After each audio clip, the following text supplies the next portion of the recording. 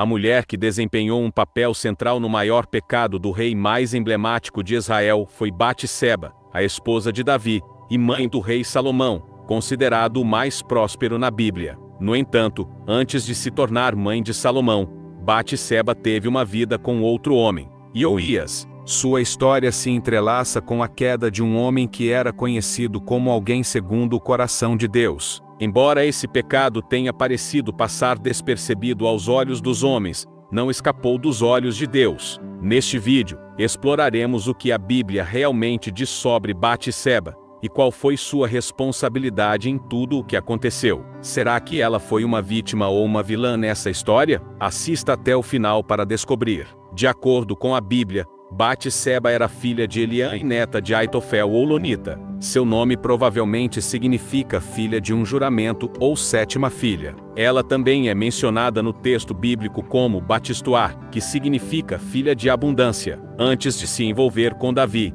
Batseba era a esposa de Urias, um soldado do exército de Israel. Infelizmente, a Bíblia não fornece muitos detalhes sobre a vida pessoal de Batseba e Urias, incluindo informações sobre o relacionamento deles.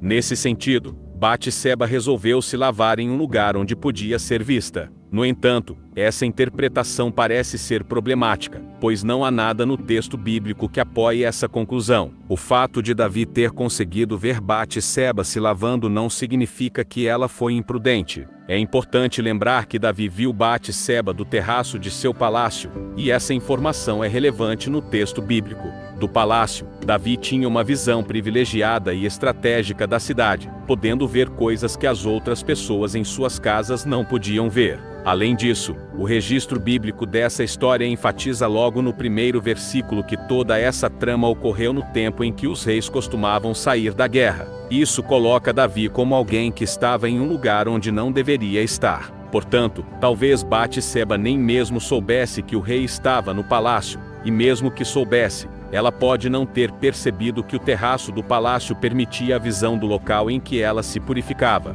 Dizer que Batseba teria sido imprudente nesse episódio é apenas uma especulação, não um dado bíblico. E mesmo que Batseba tenha sido imprudente ao escolher lavar em um lugar onde poderia ser vista pelo rei, isso de forma alguma dava a Davi o direito de tomá-la como esposa. No entanto, outros comentaristas vão além e argumentam que Batseba pode ter propositalmente seduzido o rei de Israel, escolhendo fazer sua purificação em um lugar ou ocasião em que pudesse insinuar-se para ele. Novamente, esse tipo de posicionamento é mais uma especulação que não se sustenta em uma análise cuidadosa do texto bíblico. Em nenhum momento o escritor bíblico coloca Batseba como alguém que arquitetou e teve êxito em um plano de sedução do rei de Israel. Quando Deus levantou o profeta Natã para confrontar Davi, a mensagem divina colocou nitidamente Davi como responsável pelo que havia acontecido. Não há no texto bíblico nenhuma repreensão contra Batseba pela lei mosaica de um casal que praticava adultério. Na cultura da época, o adultério era punido com a morte, mas não há nenhuma punição direcionada especificamente a Batseba.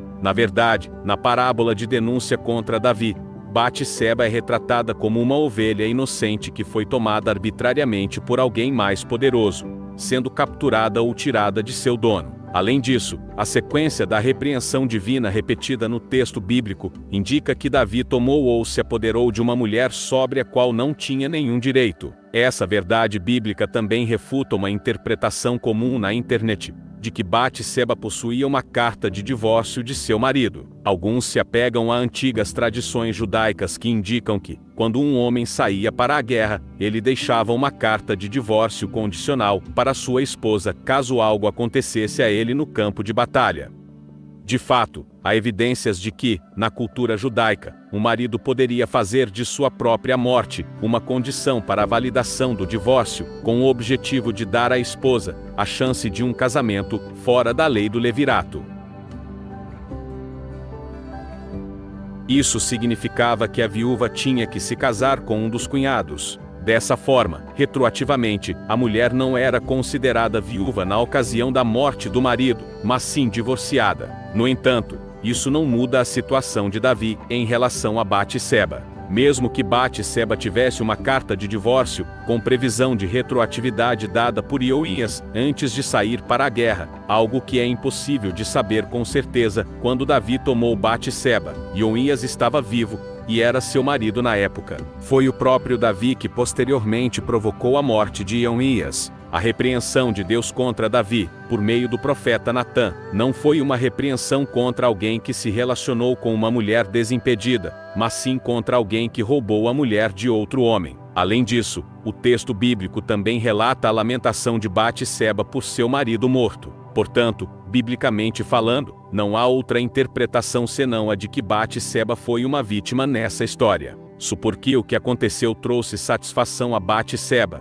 porque eventualmente ela se relacionou com o rei de Israel e se tornou sua esposa, é fazer uma inferência no texto bíblico e julgar os pensamentos e o caráter de uma mulher sem evidências ou base bíblica. Uma leitura natural do texto bíblico indica que Davi usou sua posição de poder, sua realeza e suas prerrogativas como líder da nação para impor sua vontade sobre o casamento de Batseba, sobre a vida de Ioías e sobre a lei de Deus que condenava sua cobiça e seu comportamento perverso. Curiosamente, quando Davi confrontou Batseba, ela estava cumprindo a lei ao fazer sua purificação, conforme mandava a lei, enquanto Davi estava quebrando a lei ao abusar dela. É importante destacar que o relato bíblico não menciona violência física por parte de Davi contra Batseba. Não há palavras hebraicas que indiquem violência física usadas para descrever a relação entre Davi e Batseba. Isso não diminui a gravidade do que Davi fez,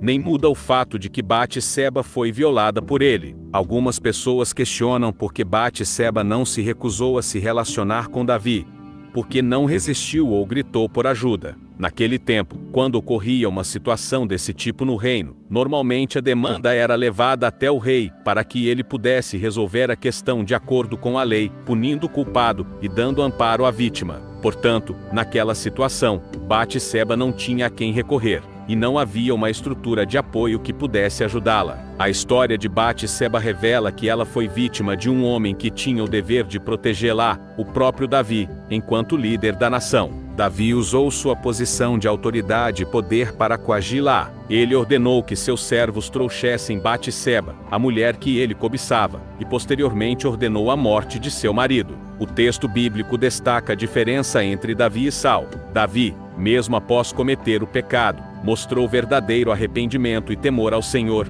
como é evidente no Salmo 51. No entanto, Davi enfrentou consequências terríveis e duradouras por seus atos, incluindo a morte de seu filho e problemas em sua própria família. Apesar de tudo, Batseba se tornou a mãe do ilustre Salomão, e posteriormente, foi mencionada no Novo Testamento como parte da genealogia de Jesus. No entanto, o texto bíblico não deixa de mencionar que ela foi a esposa de Ioías antes de se casar com Davi, lembrando assim do pecado de Davi. Essa história nos lembra que, sem a graça divina, não somos nada, e não há mérito em nós mesmos. Somos todos alvos da benevolência de Deus, que nos concede sua bênção mesmo em meio às nossas fraquezas e falhas.